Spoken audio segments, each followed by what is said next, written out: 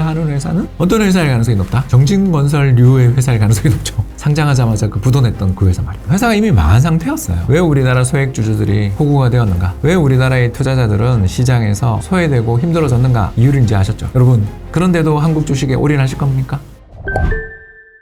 네, 오늘 이야기할 건 1978년 건설주 붐인데요. 이 건설주가 75년 대비 78년에 주가가 100배 오릅니다. 이해가 되나요? 이게 이제 우리나라 역사상 두 번째 붐인데요. 1962년에 박정희 정부가 들어선 다음에 그 김종필 안기부장 등을 통해서 주가 작전하다가 주가 쫄딱 망한 사건이 1962년에 바로 주식파동이었고요. 주식파동 이후에 15년 동안 시장이 정말 별로 재미가 없다가 70년대 중반 이후부터 부동산 시장도 그렇고 주식시장도 그렇고 살아나기 시작하는데 가장 결정적 계기는 역시 사채 동결.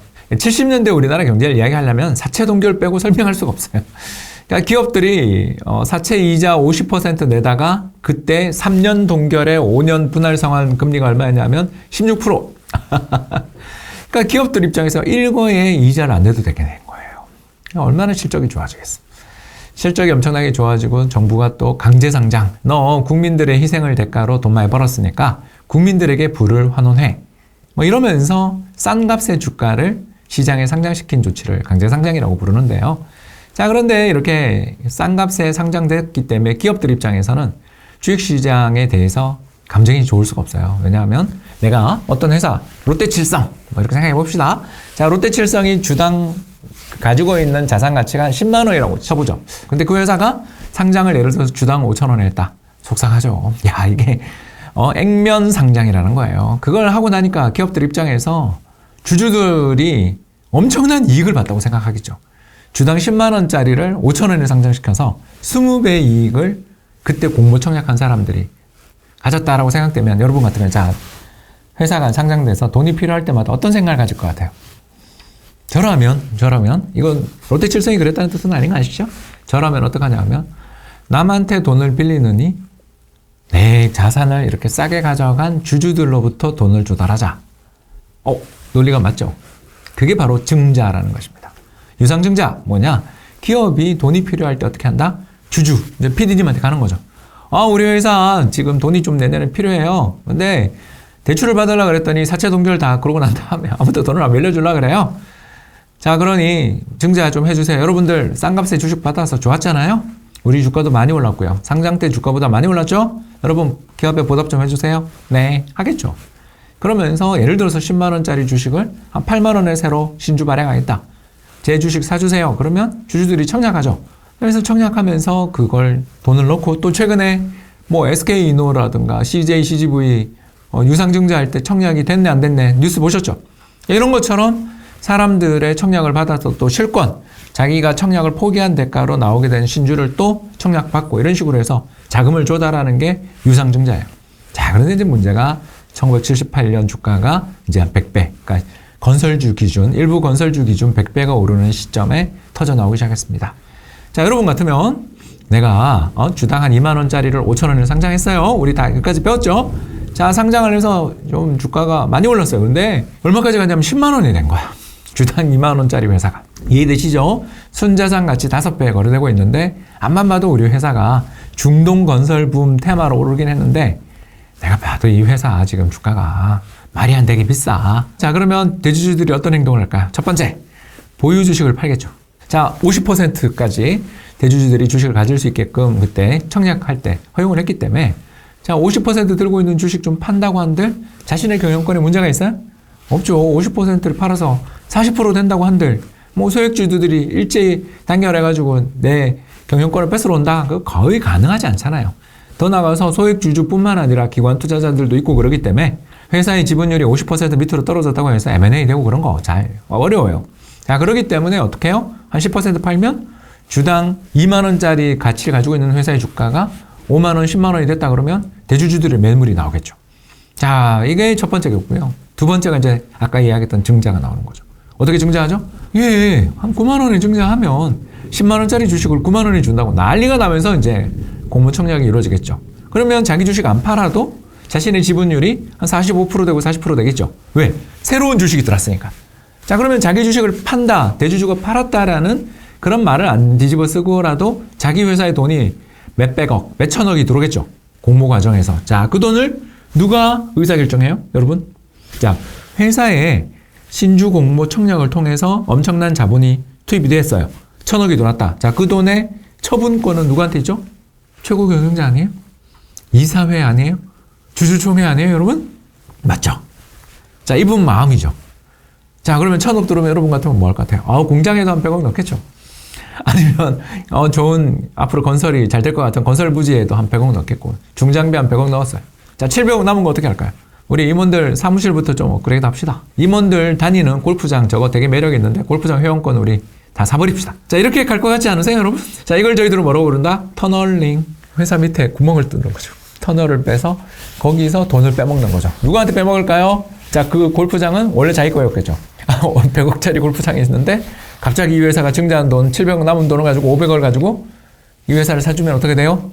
500억으로 사주면 대주주 오너님께서는 갑자기 부자가 되시겠죠. 또 돈은 아들이 하고 있는 건설 중장비 회사의 물건들만 집중적으로 임대를 쓰는 거예요. 꼭 자기가 안 사고. 누가 뭐라 그러겠어요? 회장님은 의사결정이시고 CEO의 의사결정이시는데. 자, 여러분 점점 문제가 심각해진 것 같지 않습니까? 이러다가 78년에 이제 문제가 정말 본격적으로 나오기 시작했는데 바로 그 유명한 정진건설 사건이 이제 벌어지게 되는데요.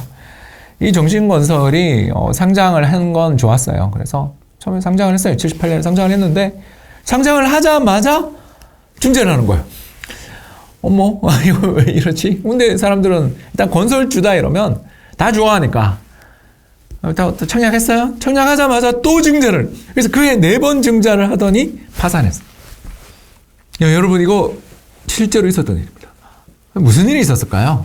회사가 이미 망한 상태였어요. 건설사로서의 명의만 걸려 있는데 이걸 상장하겠다고 오니까 거래소에서 제대로 심사도 안 하고 상장을 시켜줬고요. 상장을 한 다음에 이 회사가 그래도 망할 리스크가 해결이 안 되니까 또 증자를 했는 거예요. 이때까지는 아마 정상적으로 한번 회사를 만들어 보려고 했던 것 같아요. 자, 그랬는데도 회사가 영 안 될 것 같으니까 그 다음 2번의 증자, 3번의 증자는 어떻게 했냐? 대규모 인출을 해서 런어웨이 하신 분이 있었던 거죠. 왜?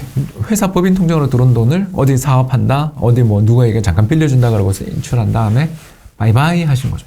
이런 회사가 4개가 나왔어요. 그해. 그리고 그 뒤로도 파산하고 상장한 지 얼마 되지 않았는데 파산한 기업들의 숫자가 수두룩빽빽해요. 자, 이제 오늘 여러분들한테 왜 우리나라 소액주주들이 호구가 되었는가? 왜 우리나라의 투자자들은 시장에서 소외되고 힘들어졌는가? 이유를 이제 아셨죠? 뭐냐 하면요. 그 대주주들이요. 강제 상장한 다음에 뻔뻔해졌어요. 왜 뻔뻔해졌냐고요? 액면가로 상장했거든. 그러니까 나는 지금 자기 재산을 뺏겠다고 생각하는 거예요. 10만 원짜리 주식을 5천 원에 상장했다. 그리고 주가가 올랐어요. 그런데 오른 차익은 내 회사가 재가격 받은 거에 불과한데 돈을 누가 벌었죠? 소액주주가 번 것 같잖아요. 그죠? 여러분. 자, 그러면 이 소액주주한테는 뭘 해도 되죠? 난 그렇게 생각한다는 거죠. 그 사람들은.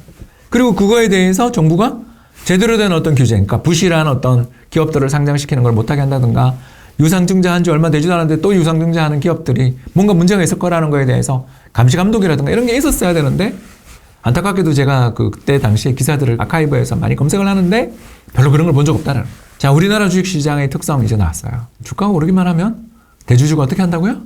증자를 때리거나 자기 주식을 팔거나 아니면 자사주를 매도해버리는 3종 세트가 나온다. 그리고 그거에 대해서 죄책감이 없어요. 자, 그러면 주식시장 어떻게 되죠? 이게 주식시장이라는 것도 다른 시장과 똑같아요.